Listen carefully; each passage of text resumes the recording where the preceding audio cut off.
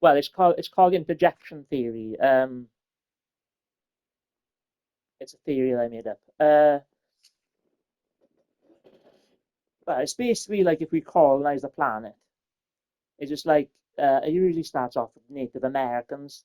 Well, Native Americans were basically living in tents when they found them or whatever. And I gotta bypass. I gotta say this because I know people are gonna bite my head off because they're just like want to like make light of what the Indians went through. Because what the Indians went through, the Native Americans went through, was extremely bad. And I don't mean to make light of it. It's just I need to get to the logic as quick as possible so I don't get too bogged down in all the details, trying to bring up like the decades or the hundreds of years of oppression of the Native Americans. So I gotta like skim through that abuse. So right then, when we discovered Native Americans, they were living in tents. At that point, Britain already had towns and villages. And we looked it up. There's like before BC, like is when the first town or something was found in Britain.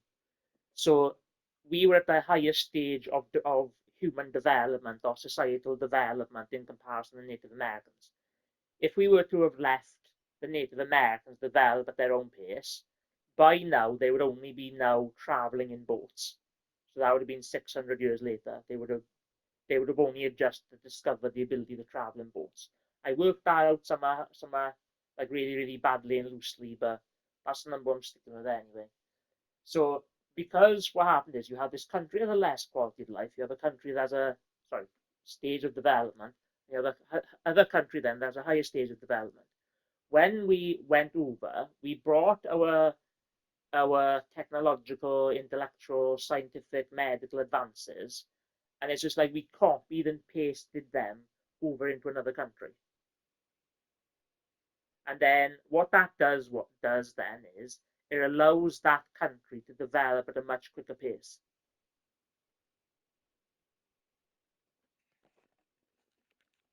Oh, is that how loud is that? And then what does Yeah, so when you have a country that has a higher stage of development interjecting itself into a country with a lesser stage of development, it means that that country then will develop at a much faster pace than ever before.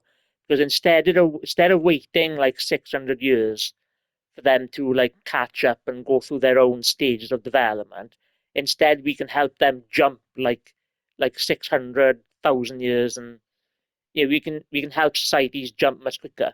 And it only took America like well, it was 600 years ago or something with the discovery, and then it was like a few hundred years ago, then where like America was established. But in 600 years of America's discovery, America is now the biggest, one of the biggest superpowers. But it was number one. I'm not sure whether it's been knocked off the first number one list yet. But you know, it's like it's gone to where it is now in the space of 600 years when it took Britain like thousands of years or like over 1,000 or 2,000 years to get where we are at now, or back then, sorry, when they were discovered. So if you were to replicate that, and I gotta say this as well, there's two versions of interjection theory. There's the original amoral interjection theory, which was done through invasion. The second version of interjection theory would be done more ethically, but in order to try to replicate that type of thing, you would basically need to find a country that's in a state of like not just economic collapse, but actual governmental collapse.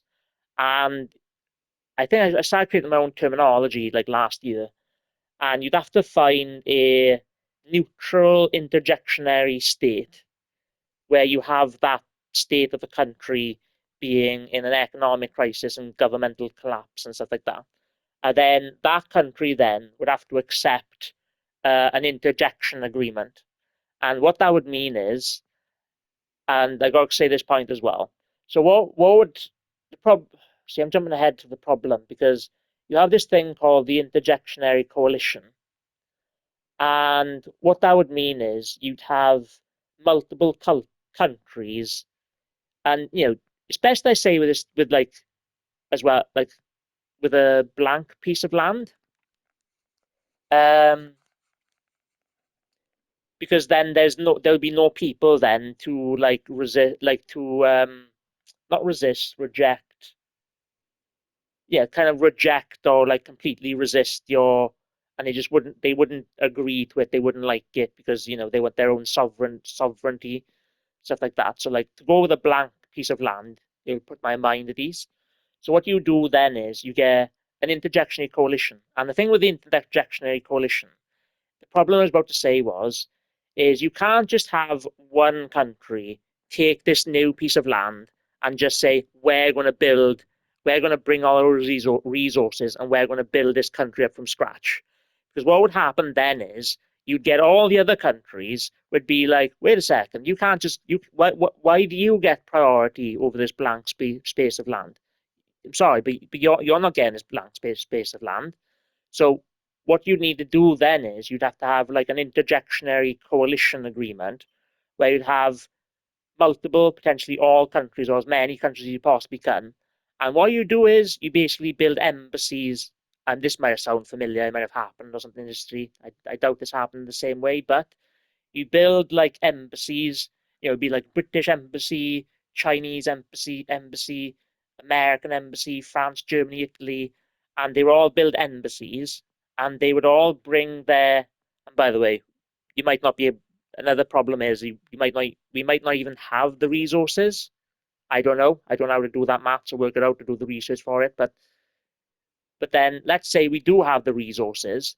What we do then is we bring our technological advancements, our medical advancements, and then we would just be basically copying and pasting our civilizations back home in this blank space of land.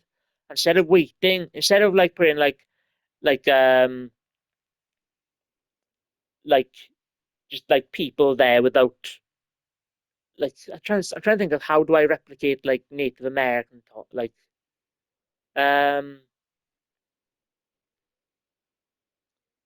like if you just got a bunch of like undeveloped people and you plonk them on the planet on that blank space of land, that new country on their own, they would have to go through all those stages of development that we've gone through. Like Iron Age, Industrial Age, the Steam Power Age. I forgot to say Medieval Age. You know, the Age of War, uh, what else is there? The digital age, social media age, the age of cooperation, the age of full expansion of the universe. So every so they would have to go through all these stages that well, we haven't been through all those stages, but we've gone through to we're currently in like the social media stage where we still haven't figured out social media stage, or we're at the mental health crisis stage where we don't know how to deal with mental health because politicians are too ignorant and dumb. They don't know what they're doing. And they're not actually getting experts in like the UK to actually guide them on how to actually take care of their citizens that all have psychological problems. But what was I saying? Went on a tangent, went on about some nonsense. Um, so you would have these embassies, and because we would just be bringing our resources, our technological advancements, scientific advancements, medical advancements, political advancements. Um, Instead of it just developing over stages, instead we just literally copy and paste our civilization from one place to another. And obviously, you need the coalition thing where all countries would work together to build up this new country because you'd need to have all the countries in unison. Otherwise, what like if it was one country, other countries would resist it because the stage of aging we've got well, not stage of invasion. We've gone through that stage. What Russia has proved is that countries find it unacceptable when you try expanding your regions of your land when we every country has got enough land they don't need anymore. So if you do um, an interjection rebuilding effort of rebuild, like if it was down to an agreement, right, of a country that's in government economic collapse, they would actually be think it would be like interjectionary partner, and then the people coming in with their embassies together. Well, it would be a joint country then, like all like it'd be like a mixture of all the different countries, all the different coalition members. They would all kind of like have a say in the government. Then they would all build it up. And this is something that I'm not sure the world is ready yet.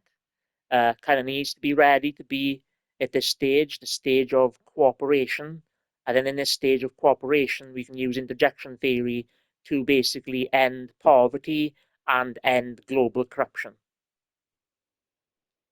Yeah, because that's basically the result of recreating an ethical version of interjection theory.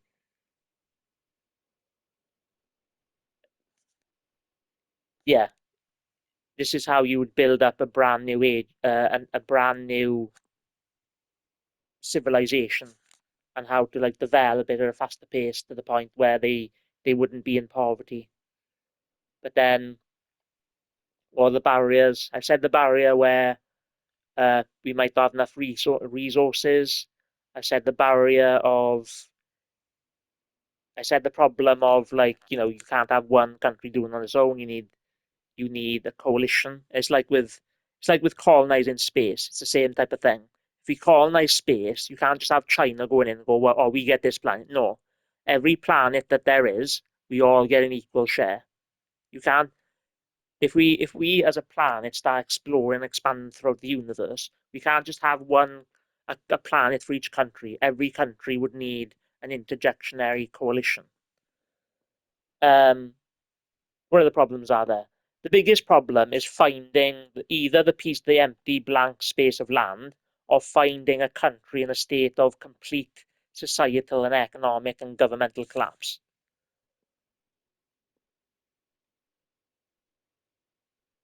Well, because like wealth in time builds up within a country. So the longer the country has been around for, the more wealth it builds, and the wealth just keeps on building and building. Plus, if we brought our wealth with us, that country would start off with the same level of wealth, so they wouldn't have to worry about developing the wealth. So therefore, that it would end poverty. That's what I was thinking just now. How would it end poverty? And then my brain like asked the question, I thought about it, and then I went into it. So that's my theory on how to solve like the immigration problem. Because if you solve global poverty, you solve global corruption, you know, then people would no longer want to leave their country. So this interjection theory would actually solve the immigration problem and the poverty problem and the global corruption problem. But it's like I said with my immigration video, talking about like Star Trek, when they discover a new civilization in outer space, if they haven't found space travel, they're not allowed to interfere with that civilization, because that civilization has got to be left on its own to develop at its own pace. So that's why you can't have invasion when it comes to interjection theory, because you can't just go into Africa and say we're going to build all our coalitions over there without them agreeing to it. Yeah, like I don't know whether this theory is good. It's the best I can come up with no expertise. Um, how did I create up the theory? I was just thinking about America's past. The word interjection popped in my head, and I just like, oh, America got to be where it is because of interjection theory about a lesser a country with a higher stage of development interjecting itself into a country with a highest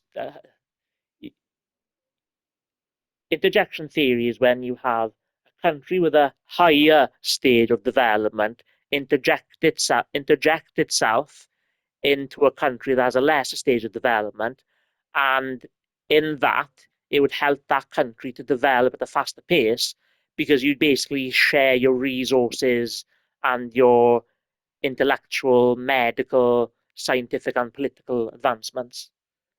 So I was just thinking about history, and it just came to my head, as you do. um, as anarchistic savants do, anarchistic, self-taught amateur theorist, philosopher, or theorist, or whatever does, as you do.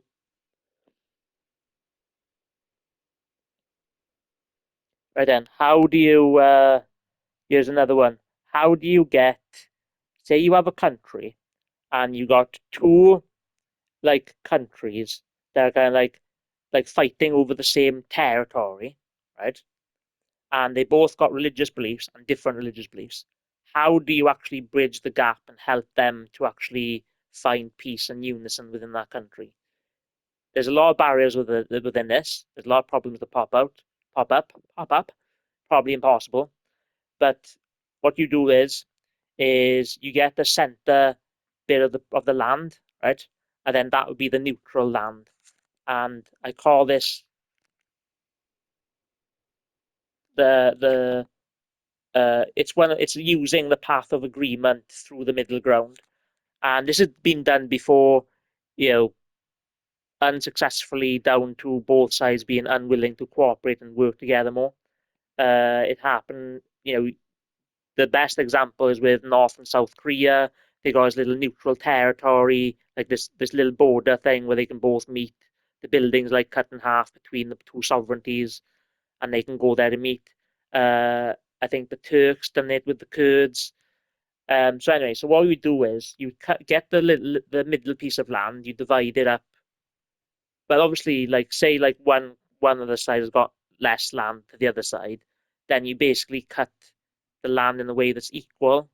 So that what kind of would mean that that one country that's smaller would get a little bit of the land. But what you do is you get a middle piece of land and you empty it out of it could be like 3 or 4 blocks of buildings. And what you do is you get, because the thing that's creating the conflict is religious and ethnic biases. So origin problem solution. In order to figure out how to solve the problem, you first need to figure out how the problem was first caused or created. Like the problem of immigration is created within the country that the immigrants are coming from because of authoritarianism, corruption, oppression, theocracy, that kind of stuff. Um, so I was talking about. So the thing that's creating the problem between these two religious factions is religious and ethnic biases. So in order to bring peace, you have to neutralize their religious and ethnic biases. Because if that's the cause, it's the solution. You just basically do the reverse in it. So you get that bit of piece of land, and you try to get volunteers from both sides. And what they do is they'll move into this land, and they would have to like give up their religion because their religion is creating the biases. And they go in, those volunteers go in. There could be millions of people. They could have like 100,000 people go in, and of like combine like with each side in total. I was saying, going on, and they'd give up their religion, so then they can integrate without having that religious biases. And then by like getting them to work together to get along, eventually you start working towards getting rid of their ethnic biases. And what you do then is you keep on reintroducing more and more volunteers into the center, and eventually then that middle path keeps on like bridging outwards, and eventually then in time you'll end up neutralizing all religious and ethnic biases. But the biggest problem then is, how do you get to that? Well, you'd have to have um, both countries basically agreeing to work together and put aside their differences in order to build up this neutral territory state. Yeah, and like what if one is like an extremist group, or what if they're like one's an extremist group, the other one's attacking this group, and then so like the extremist group resists down to oppression, and then the other group then attacks that group down to racism, and then that other group thinks that they're being discriminated against. They become discriminated against the other group, and then you just get this endless circle of hate. So until they make an agreement to put their biases aside and meet in the center, you're not going to find a solution. So just like, the circle doesn't end until you break the circle and you cut it. And that would involve both sides agreeing. And that's where you create that neutral state. You have volunteers give up their religion, bring them to the center. And this, I missed out as well. You reintroduce the religion later on after a while. So then you can actually help them to actually, accept each other's religion. So yeah, so that's how you solve immigration. That's how you solve uh, religious dispute over territory. Um, that's how you destroy global poverty and stuff like that. Um, yeah, amateur solutions made by amateur. There's no what he's talking about. Just trying his best based on his genius. Um, but yeah, that's it. Interjection theory finally explained.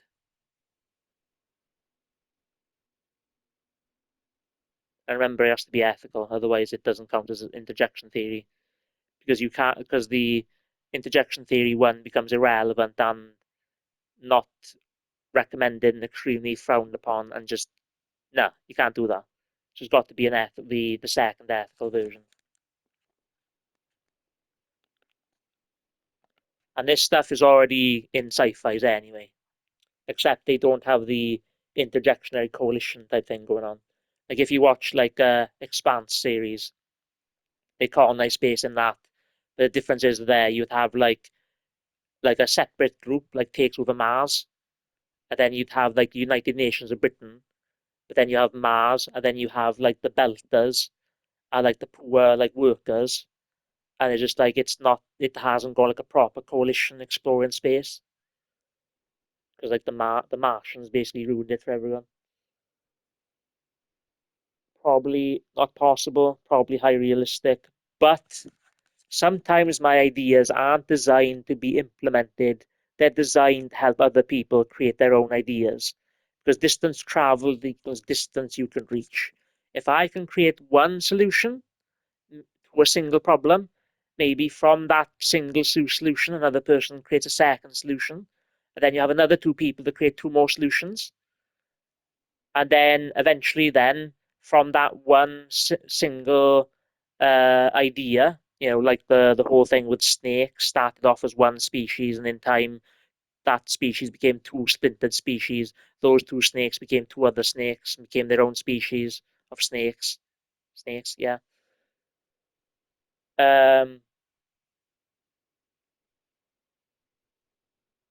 I can't remember what I was talking about, but yeah, anyway, I'm done. Interjection theory explained. Booyah.